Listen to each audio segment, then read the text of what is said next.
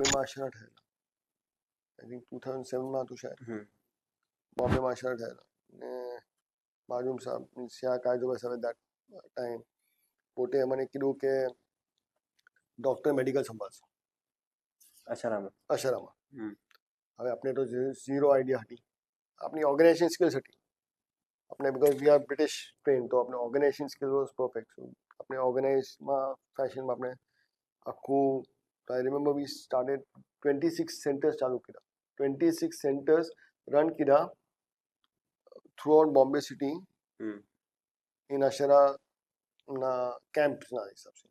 ને આપણે આખો સપ્લાય બી કર્યો અને બધું. તો પોતે કંઈ બજેટ બી એના કર્યું કે આમ એટલું બજેટ, તો આપણે તો બજેટના લાઈક જેટલું બજેટ હતું ને એનાથી 1/4 અંદર આપણે બધું કરી ચૂકેલા.